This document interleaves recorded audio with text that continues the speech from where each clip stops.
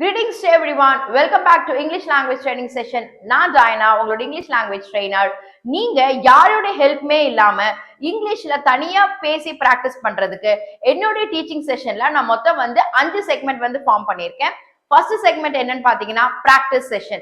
So இந்த வீடியோல நம்ம என்ன பிராக்டிஸ் பண்ண போறோம் அப்படின்னா உடல் நல குறைவு. இது ஏற்கனவே போன வீடியோல நம்ம பார்த்துட்டோம். சோ போன வீடியோல என்ன பார்த்தோம் அப்படின்னா நமக்கு உடம்பு சரியில்லை. இப்ப பிரசன்ட் டென்ஸ்ல உடம்பு சரியில்லைன்னா அதை எப்படி சொல்றது, ஏற்கனவே உடம்பு சரியில்லாம இருந்துச்சுன்னா அதை நம்ம எப்படி சொல்றது அப்படின்னு பார்த்தோம். இந்த வீடியோல இந்த பிசிக்கல் எயில்மெண்ட், அதாவது உடல் நல குறைவு, இது ஃபியூச்சர் டென்ஸ்ல சொல்லணும்னா எப்படி சொல்லலாம் அப்படின்னு சொல்றத இந்த வீடியோல பார்க்க போறோம்.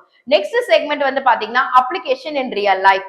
சோ இதெல்லாம் நம்ம ரியல் லைஃப்ல எப்படி அப்ளை பண்ணி பேசுறது அப்படின்னு இந்த செக்மெண்ட்ல பார்ப்போம். மூணாவது செக்மெண்ட் பாத்தீங்கன்னா ப்ரொனன்சியேஷன் கிளினிக். சோ கண்டிப்பா நம்ம இங்கிலீஷ்ல பிராக்டிஸ் பண்ண ஆரம்பிக்கும் போது இந்த ப்ரொனன்சியேஷன் ரொம்ப முக்கியம். சோ இந்த செக்மெண்ட்ல நம்ம இங்கிலீஷ்ல இருக்கக்கூடிய சவுண்ட்ஸ்ல இருந்து ஒவ்வொரு கிளாஸ்ல ஒவ்வொரு சவுண்ட்ஸ் நம்ம பிராக்டிஸ் பண்ணுவோம். அடுத்த செக்மெண்ட் பாத்தீங்கன்னா reading practice. Reading practice is very very important, not only to improve the pronunciation but also to gain self confidence. அடுத்தது பாத்தீங்கன்னா ஆக்டிவிட்டி செஷன். சோ இதுதாங்க மொத்தம் 5 செக்மெண்ட் என்னோட ட்ரைனிங் செஷன்ல. சோ இந்த கிளாஸ்ல இருந்து புதுசா இன்னொரு செக்மெண்ட் ஆட் பண்ணிருக்கேன். அது என்னன்னு பாத்தீங்கன்னா நீங்க இங்கிலீஷ்ல சரளமா பேசணும் அப்படின்னா கண்டிப்பா listening in English is very very important. So இனிமே நம்ம கிளாஸ்ல நான் தமிழ்ல எக்ஸ்பிளைன் பண்றத கண்டிப்பா ஒரு லைன் இங்கிலீஷ்லயும் சொல்லுவேன். சோ கண்டிப்பா நீங்க லிசன் பண்ணி பாருங்க, உங்களுக்கு ரொம்பவே யூஸ்ஃபுல்லா இருக்கும். சோ என்னுடைய இந்த ட்ரைனிங் மெத்தடாலஜி உங்களுக்கு ரொம்ப யூஸ்ஃபுல்லா இருக்கும் அப்படின்னு நினைச்சீங்கன்னா please subscribe and follow my channel. Now let's move on to today's training session.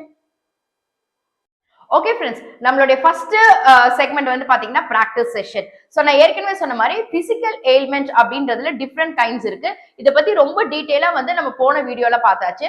So again I'm not going to repeat it because it be very boring for you.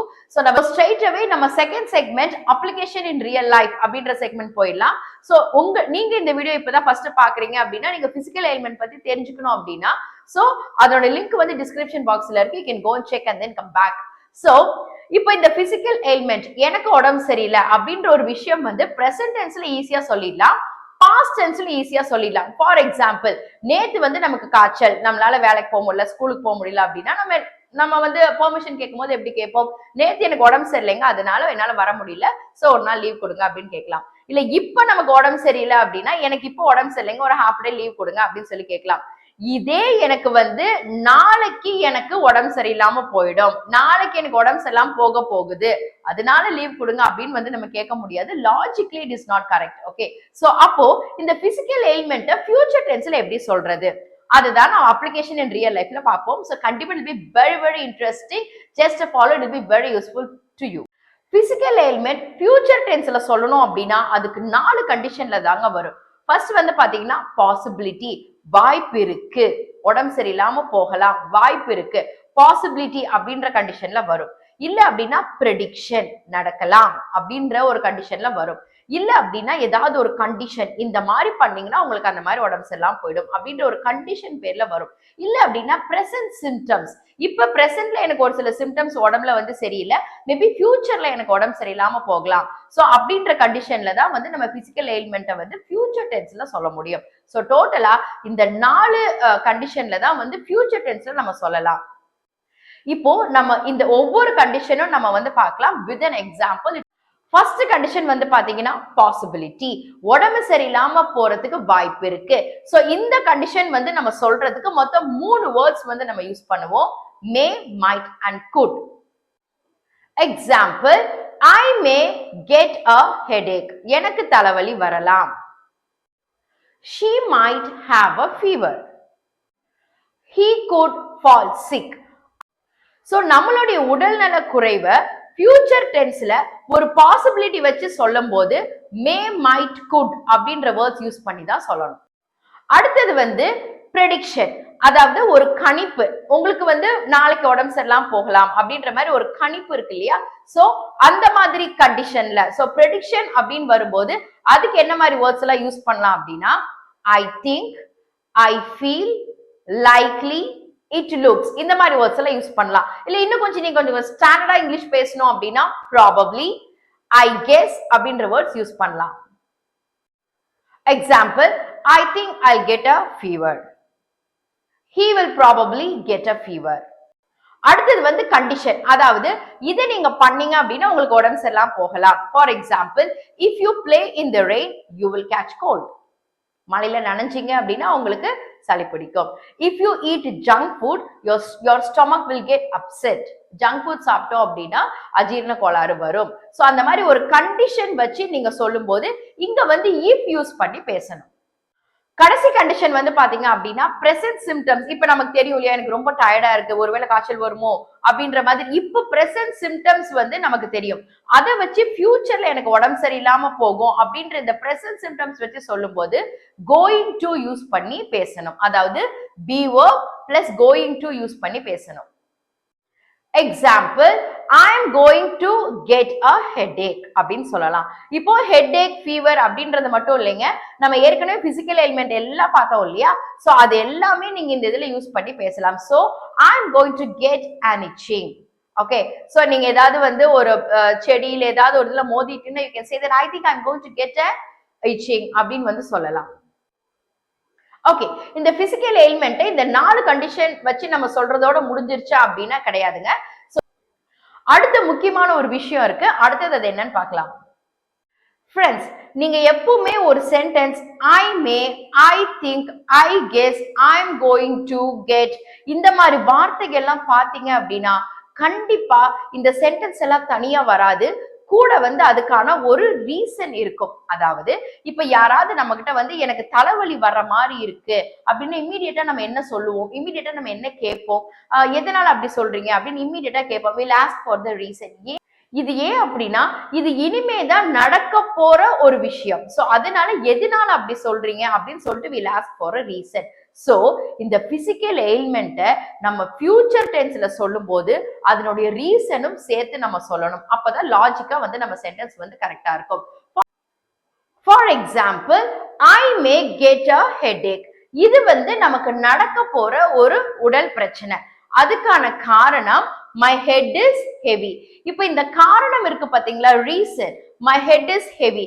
இத வந்து நம்ம சென்டென்ஸ்னுடைய முன்னாடியும் ஆட் பண்ணி பேசலாம், இல்ல பின்னாடியும் ஆட் பண்ணி பேசலாம். அதாவது I may get a headache அப்படின்றதுக்கு முன்னாடியும் இந்த ரீசன் ஆட் பண்ணி பேசலாம், இல்லனா இதுக்கு பின்னாடியும் அந்த ரீசன் ஆட் பண்ணி பேசலாம். சோ நான் இப்போ வந்து இந்த ரீசன் எல்லாமே நம்ம வந்து இந்த சென்டென்ஸ்க்கு பின்னாடி ஆட் பண்ணி பேசுற மாதிரியே will start to practice. அது வந்து ரொம்ப ஈஸி அண்ட் சிம்பிளா இருக்கும். I may get a headache, my head is heavy. அப்போ இது ரெண்டையும் கனெக்ட் பண்றதுக்கு ஒரு சின்ன கன்ஜங்ஷன் ஆட் பண்ணிக்கலாமா? சோ இதுக்கு ரெண்டு நடுவுல பிகாஸ் ஆட் பண்ணிக்கோங்க. அப்போ இந்த சென்டென்ஸ் ஃபுல்லா கம்ப்ளீட்டா எப்படி இருக்கும்? I may get a headache because my head is heavy. So உங்களுடைய பிசிக்கல் எயில்மெண்ட்டை நம்ம ஃபியூச்சர் டென்ஸ்ல சொல்லும்போது அந்த ரீசனே ஆட் பண்ணி தான் நம்ம சொல்லணும். சோ அந்த ரீசன் எப்பவுமே நீங்க வந்து சென்டென்ஸ்க்கு பின்னாடி ஆட் பண்ணிக்கோங்க. இந்த ரெண்டு சென்டென்ஸுமே கனெக்ட் பண்றதுக்கு பிகாஸ் ஆட் பண்ணிக்கோங்க. This is more than enough. இன்னொரு example, I think I will get a cold. Okay, இது வந்து ஒரு ப்ரெடிக்ஷன். ஃபியூச்சர்ல வந்து எனக்கு சளி பிடிக்கும்னு நினைக்கிறேன். எதனால? Because I ate an ice cream. ஓகேங்களா? அப்ப எப்படி சொல்லணும்? I think I'll get a cold because I ate an ice cream. So நம்மளுடைய physical element, if you want to say that in future under all these 4 conditions, you have to add the reasons also, and please add this reason at the back of the sentence with the conjunction because. இப்போ ஒரு சில practice sentence வந்து பண்ணலாம். I may vomit because I ate stale food. Stale food அப்படின்னா ரொம்ப பழைய சாப்பாடு. So எனக்கு வாந்தி வரக்கூடும் ஏன்னா நான் பழைய சாப்பாடு சாப்பிட்டுட்டேன். சோ அப்படின்றது இந்த சென்டென்ஸ்னுடைய அர்த்தம். அதாவது நான் பழைய சாப்பாடு சாப்பிட்டதுனால எனக்கு வாந்தி வரக்கூடும் அப்படின்றது வந்து அர்த்தம். ஓகே, இப்போ நான் ஒரு 4 சென்டென்ஸ் வந்து கொடுக்குறேன். நான் வந்து பிசிக்கல் எலிமெண்ட் சென்டென்ஸ் கொடுக்குறேன். அதுக்கான ரீசன் வந்து நீங்க பிகாஸ் ஆட் பண்ணி நீங்க வந்து சென்டென்ஸ் கம்ப்ளீட் பண்ணுங்க. If you have set the answers for all the 4 sentence, just give me a thumbs up in the comment. He might get diarrhea dash. இந்த டேஷ்ல வந்து நீங்க பிகாஸ் ஆட் பண்ணி நீங்க ஏதாவது வந்து ஒரு ரீசன் கொடுங்க பார்க்கலாம். அடுத்த sentence, I may feel dizzy. So dizzy அப்படின்ற வேர்டுக்கு மீனிங் ஏற்கனவே நம்ம ப்ரீவியஸ் கிளாஸ்ல பார்த்தாச்சு. இப்போ பிகாஸ் ஆட் பண்ணி நீங்க ஏதாவது ஒரு ரீசன் கொடுக்கலாம். நம்ம எப்போ வந்து டிசினஸா ஃபீல் பண்ணுவோம்? because I didn't eat in the morning. I may feel dizzy because I didn't eat in the morning. That's all. ரொம்ப simple. My next sentence, I think she might get a toothache. So sentence complete பண்ணுங்க பார்க்கலாம். Next sentence, he may get a rash because dash. Okay friends, I think you all might have understood better. So இப்ப நான் சொன்ன இந்த reason இருக்கு பாத்தீங்களா, இது வந்து we can use only for possibility, prediction and then present symptoms. We cannot use this for condition. அதாவது if condition நான் ஒன்னு சொன்ன பாத்தீங்களா, if you play in the rain you may catch cold அப்படின்னு சொன்னேன் இல்லையா, இந்த if conditional clause வரும்போது நம்ம because யூஸ் பண்ண முடியாது, யூஸ் பண்ணவும் கூடாது. Why? Because if என்ற கண்டிஷனே வந்து அந்த reason ifல வந்துரும். For example, if you play in the rain, if you eat an ice cream, you eat junk food. So அந்த மாதிரி இந்த if condition வரும்போது மட்டும் நம்ம because யூஸ் பண்ண தேவையில்ல, அங்க ஏற்கனவே ifே வந்துடும். Ifக்கு மட்டும் we don't want to use this conjunction because. Okay friends, இவ்ளோ நேரம் physical ailment when it comes in the future tense, it comes under 4 condition and what are the words to be used in saying all these 4 conditions and where we have to add these reasons and why we have to add these reasons, everything we have seen detailedly. Now let's move on to the second segment, that is the pronunciation clinic. Pronunciation clinicல ஏற்கனவே நம்மளுடைய 2 கிளாஸ்ல வந்து பாத்தீங்கன்னா 2 sounds பார்த்தாச்சு, ப ப. இப்போ நம்ம பார்க்க போறது ட. ஓகே, நம்ம plosives நோடைய லிஸ்ட் தான் பார்த்துட்டு இருக்கோம். சோ ப ப ரெண்டுமே plosives, ட இதுவும் வந்து plosives தான். So in the t sound, இதனுடைய நேம் வந்து பாத்தீங்கன்னா voiceless alveolar plosives. So இந்த சவுண்ட சொல்றதுக்கு நமக்கு யூஸ் ஆகுற ஸ்பீச் ஆர்கன் வந்து பாத்தீங்கன்னா alveolar ridge. Alveolar ridge னா இந்த front teeth பின்னாடி இருக்கிற portion தான் it's called as alveolar ridge. அதுக்கு அப்புறமா tongue, lungs. ஓகே, சோ இந்த 3 ஸ்பீச் ஆர்கன் தான் இந்த சவுண்ட நம்ம சொல்றதுக்கு வந்து நம்ம யூஸ் பண்ணுவோம். Okay fine. அப்ப இந்த சவுண்ட சொல்லும்போது ட நீங்க சொல்லி பாருங்க, ட அப்படின்னு சொல்லும்போது tip of the tongue அது போய் பின்னாடி alveolar ridge டச் பண்ணிட்டு இமிடியேட்டா கீழ வந்து வரும். சோ alveolar ridge டச் பண்ணும்போது பாத்தீங்கன்னா ஏர் கம்ப்ளீட்டா பிளாக் ஆயிருக்கும். கீழே இறங்கும் போது ஏர் அப்படியே கஷ் அப் ஆகி வெளியில வரும். சோ எப்பவுமே ஏர் கஷ் அப் ஆகி வெளியில வரும்போது அதுதான் நம்ம plosives சொல்லுவோம். ஓகேங்களா? சோ இந்த கஷ் அப் ஆகி ஏர் வெளியில வருது பாத்தீங்களா, சோ இதுக்கு தான் லங்ஸ் வந்து ரொம்பவே வந்து ஹெல்ப் பண்ணும். சோ ட ட. சோ இப்போ 3 இதுக்கு முன்னாடி 2 கிளாஸ்லயுமே வந்து ப ப ட.